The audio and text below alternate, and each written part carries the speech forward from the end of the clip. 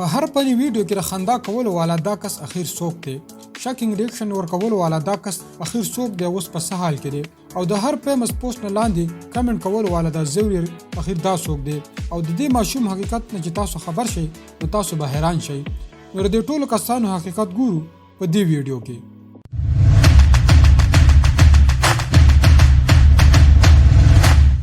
ایکسټریم لا تاسو خامخا په یو نه یو ویډیو کې دا خندا ضرور لیدلی وي او په هر فن ویډیو کې دا خندا ضرور استعمالیږي.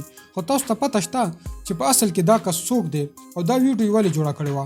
نو زه درته وایم د دې ویډیو د وایرل کرکټر اصل نوم مطهر انس دی او د ده تعلق د انډیا او اتر پردیش سره دی. اوس دا په کاناډا کې اوسیږي. مطهر یو عام کس نه بلکې یو ډېر فیمس یوټیوبر دی او د دې په یوټیوب چینل باندې 3 میلیون پلس سبسکرایبر دي. دا په دې چینل باندې فني ویډیوګانې جوړوي. په 2016 کې مطهر یو گیم کاوه کوم ویډیو چې ریکارډ کوله او داسې بای چانس د خولې نه دغه خندا ووتله او دا خندا نشین شو. په هغه وخت کې خو په دې خندا باندې چا سره د عمل ورنه کوم.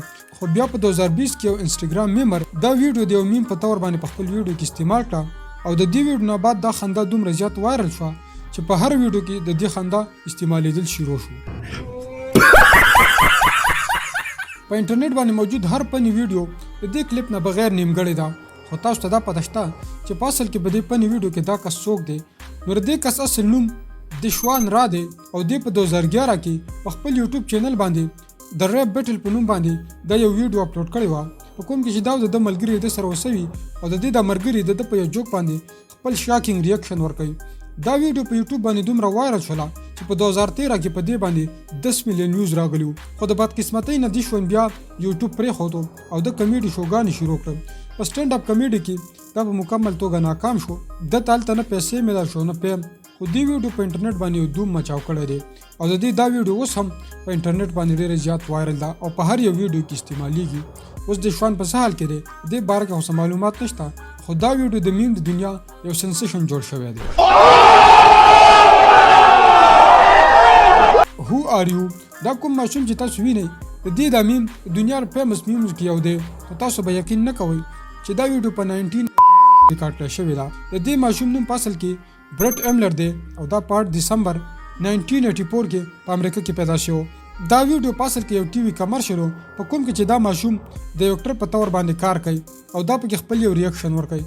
خو د حیرانتیا خبره دا ده چې د 65 کال پورې څوک هم د دې ویډیو نه نو خبر. خو بیا په 2014 کې یو یوټیوبر په خپل یوټیوب ویډیو کې د دې دا کلیپ د میم په تور باندې استعمال کو کوم چې راتو رات وایرل شو. په دې ویډیو کلیپ کې خدا ماشوم ډېر زیات کیوټ ښکاري خو په اصل کې د ماشوم دا شکل اوس څه داسې قسم دی کوم چې تاسو لیدلی شئ.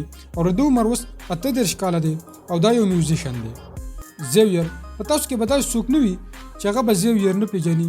تاسو به خامخا چرته نه چرته د کمنټ یا میم خامخا لیدلی وي. د دې کس اصل نوم پکالو پپیتو دی او دا د شکل نه سم ټرالی ولا ښکاري خو په اصل کې دا یو په آی ټي کمپنۍ کې کار کوي.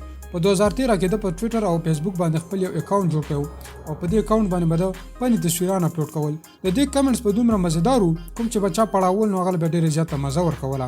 د په ټویټر باندې 8 لک او په فیسبوک باندې 15 لک فالوور او د په خپل سوشل میډیا اکاونټ باندې صرف دا یو تصویر اپلوډ کړو. خو بیا د بدقسمتۍ نه په 2018 کې ټویټر د اکاونټ بلاک کو او فیسبوک هم د اکاونټ ډیلیټ کو.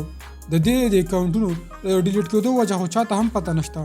خو د دې دا کمنټ به دومره د کمالو چې اوس هم خلک شیر کوي او اوس هم د زیویر په نوم باندې مختلف قسم اکاونټ چلیږي خو په دې کې زیاتره اکاونټ پیک دي.